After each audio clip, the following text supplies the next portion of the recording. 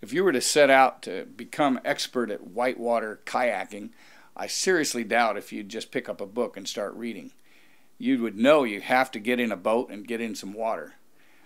Well, this same dilemma presents itself with learning a lot of things, but certainly in the field of technology entrepreneurship, it's awfully hard to figure out how to do it without actually doing it.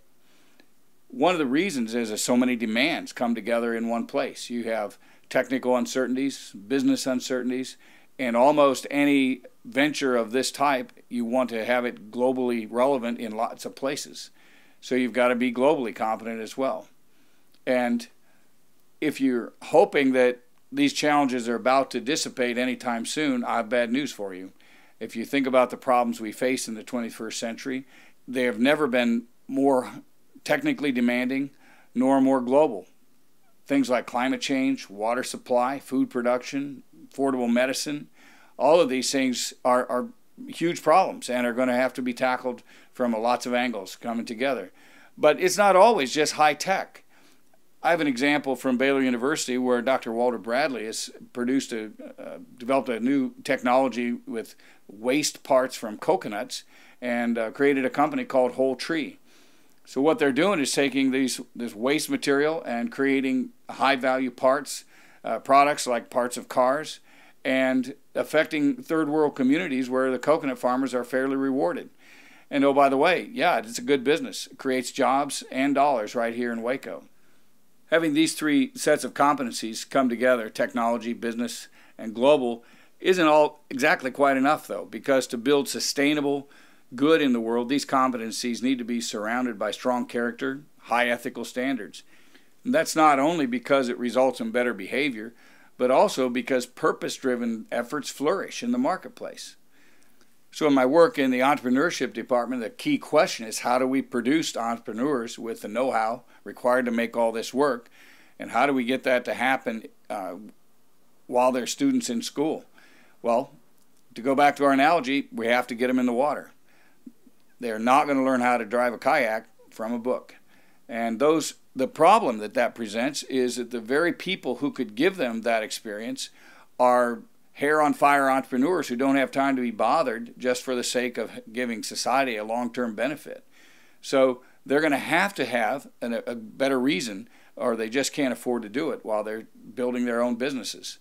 And our model at Baylor has solved that problem by coming up with a way so that engaging with students actually creates immediate value for the innovator. Here at Baylor, our model for teaching technology entrepreneurship solved this problem for that innovator by creating immediate value through a student engagement. Most of them will tell you they need help and wish they knew where to find it, but don't have time to look.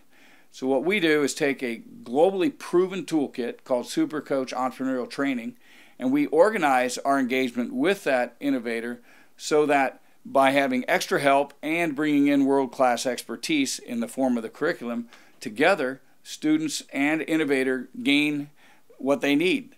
The innovator gets his project moved forward, his venture accelerated, and both the students and the innovator learn a world-class process that they can reuse in all future work.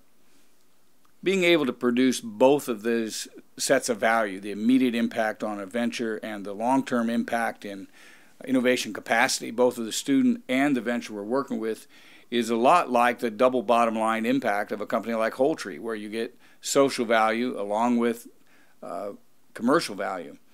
But there's another bonus outcome that this methodology has helped us to discover, and that is, unlike most educational programs that prepare professionals and you have to go out and recalibrate every so often to see if it still meets society's needs, by working constantly with leading-edge innovators, we guarantee that calibration. And this model isn't just for tech biz nerds or coconut transformers. It really has to do with all high-impact leaders, because everybody has to bring some kind of content knowledge and expertise. They have to combine that with understanding of how to create value, both literally or figuratively, for their customers. And lastly, they have to know how to adapt it to the cultural situation, whether globally or just across town in a different neighborhood. And so all inspiring leaders who can put those three competencies together will, and do so with integrity and character, will inspire us and continue to create value in society.